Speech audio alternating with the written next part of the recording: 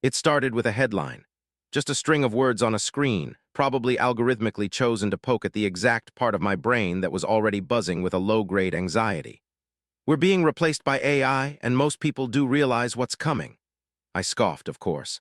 A classic piece of clickbait designed to make middle-aged guys like me, guys with a mortgage and 2 kids and a job title that sounds important but probably isn't, click and share and fret.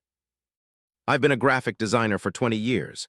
20 years of wrestling with Adobe's suite of late nights spent kerning type, of feeling that little spark of pride when a client says, "That's it, that's exactly what I wanted." You can't automate that, I told myself. You can't automate taste. You can't program a feeling, that intuitive leap that connects a color palette to a company's soul. But I clicked anyway, and I fell down a rabbit hole that I haven't been able to climb out of since. It wasn't just about art anymore. It was about everything. The video showed AI generating photorealistic images from a simple text prompt.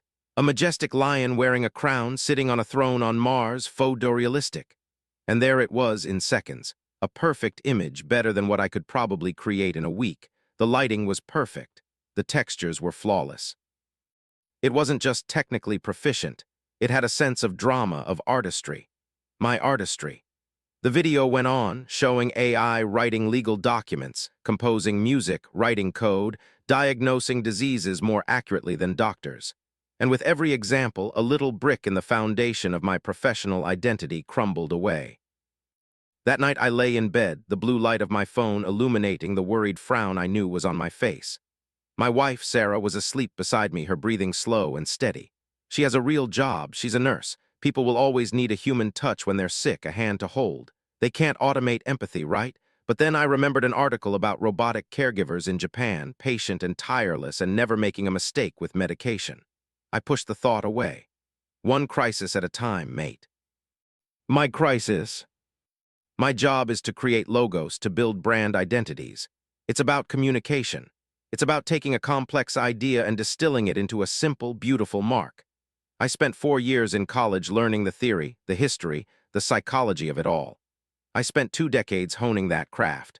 I remember the pride of landing my first big client, the thrill of seeing a logo I designed on the side of a building for the first time. It felt like I was making a permanent mark on the world, however small. Now I see people on LinkedIn playing with AI logo generators. They type in a minimal logo for a coffee shop using earthy tones, and the machine spits out 100 variations in the time it takes for my kettle to boil. Most are junk, sure, but some are pretty damn good. Good enough for a small business that doesn't want to pay my agency's fees, and that's how it starts. It always starts at the bottom of the market. It starts by making the cheap alternative good enough. By the time it comes for the premium jobs, for my job, it's too late. The water has already boiled. The anxiety is a physical thing. It's a tightness in my chest when my boss talks about efficiency and streamlining our workflow with new tools. New tools, that's the friendly corporate jargon for it. We're not firing you, we're just giving you a new tool that does your entire job, so we won't need you anymore. I find myself looking at my colleagues during meetings. There's Dave, the copywriter, a man who can make words sing. Is he thinking about the AI that can write 1,000 blog posts in an hour, all perfectly optimized for Google? There's Maria, the project manager, a master of logistics and schedules. Does she know about the AI platforms that can manage complex projects with a precision no human could ever match? We're all sitting there, nodding, sipping our stale coffee, like passengers on a train who haven't yet realized the track has been dismantled just a few miles ahead. We're all pretending that our years of experience, our uniquely human skills, are still the most valuable asset in the room. We're all lying to ourselves, because the most valuable asset in the room is the Wi-Fi signal, the invisible pipeline to the thing that's coming to devour us. The change is insidious. It's not a sudden wave, it's a rising tide. A few months ago, my son Leo, who's 10, came home with a school project. He had to write a poem about autumn. I was ready to help, to talk about metaphors, about the crisp smell of the air, the sound of leaves under his feet. Instead, he just opened his laptop, typed, "Write a short poem about autumn for a 10-year-old," and a perfectly serviceable little poem appeared. He copied it, pasted it into a document, and added a picture, also AI-generated, of course, of a squirrel in a riot of red and gold leaves. He got an A. I didn't know what to say. Should I be proud of his resourcefulness? Or should I be terrified that I just witnessed my son's creative spark being outsourced to a machine before it even had a chance to catch fire? I tried to explain that the point wasn't just to get the grade, but to feel something about autumn and find the words for it. He looked at me with that blank, patient expression kids have when they're listening to a lecture about a world that no longer exists. "But Dad," he said, "this way is just faster." Right, it's always faster, it's more efficient. At work, we've started using an AI platform to generate initial concepts for a new client, a tech startup. The directive came from on high. "Let's leverage this technology to boost our creative output." That's what the memo said. So I sit here, a 20-year veteran of design, and I type prompts. A logo for a fintech company called Innovate, suggesting speed and security in a modern sans serif style. 100 logos appear. I scroll through them, my heart a cold stone in my chest. I'm not a designer anymore. I'm a curator, a prompter. My job has been reduced to whispering suggestions to a digital god who then creates the world. My expensive degree, my portfolio, my awards, they're all just training data now.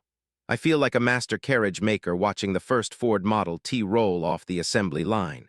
I can admire the craftsmanship of my horse-drawn past all I want, but I can't outrun the future.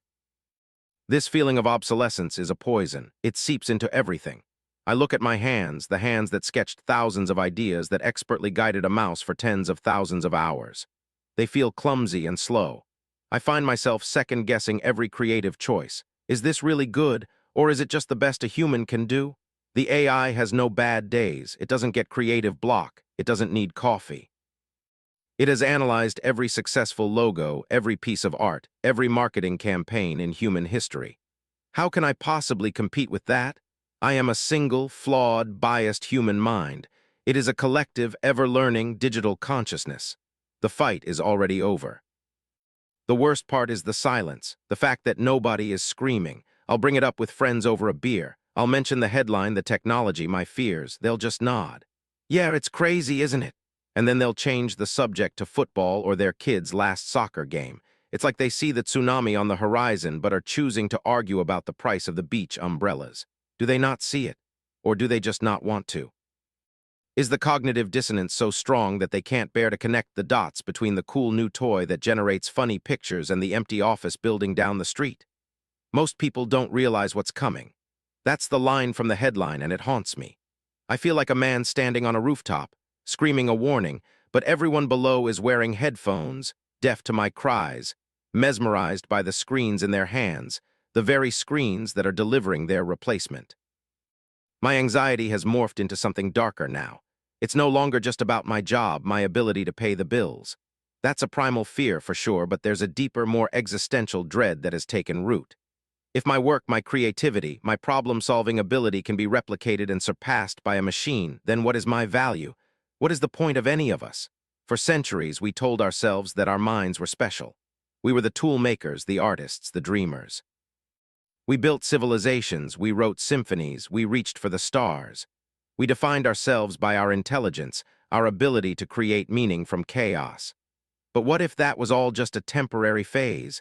What if we are not the pinnacle of evolution, but merely the biological bootloader for our silicon successors? I watch my daughter Maya, she's 7. She wants to be an artist. She draws these beautifully chaotic pictures of smiling suns and six-legged cats, her tongue sticking out in concentration. I look at her and my heart breaks. What am I supposed to tell her? To work hard to follow her passion. What if that passion is worthless in the world she'll inherit?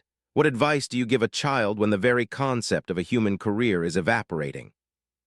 Will she be competing for a job against an AI that can produce a masterpiece in the style of any artist in history in the blink of an eye?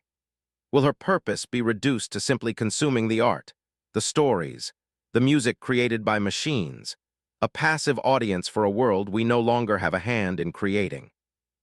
This is the thought that keeps me awake at 3 a.m., the idea of a post-work world. The tech evangelists talk about it like it's a utopia. Humans will be free to pursue their passions, they chirp. A new renaissance, but I see a darker possibility. A world where a vast majority of humanity is rendered economically useless. What happens then? Do we all get a universal basic income, a digital bread and circus to keep us docile and entertained while the algorithms run the world? We would become pets, pampered perhaps, but ultimately irrelevant. The drive to strive, to build, to achieve, to provide, that's been the engine of human progress for millennia. What happens when that engine is switched off? Do we just coast, or do we rust? I feel an unbearable sense of loss for a future that hasn't even happened yet. I mourn the struggle, the beautiful, messy, human struggle of creation. The joy of solving a difficult problem, the frustration of a failed attempt, the collaborative spark between two minds tackling a challenge. All of that is being streamlined into oblivion. We are systematically dismantling the very things that give life meaning and handing the keys over to a system we don't fully understand and certainly can't control. We're so focused on the immediate benefits, the convenience, the productivity, the profit, that we are failing to see the long-term cost. We are trading our soul for efficiency. The headline was right. We are being replaced, but it's not just our jobs, it's our purpose. We're so busy staring at the magic trick, the dazzling output of the machine, that we don't see that the real thing being made to disappear is us. And I'm standing here watching it all unfold, feeling this cold, quiet terror. Most people don't realize what's coming, but I do, and I don't know what to do about it. I just know that when I go into the office tomorrow, I'll have to smile, and I'll have to type my little prompts into the box, and I'll have to pretend that I'm still a creator, and not just the ghost in my own machine.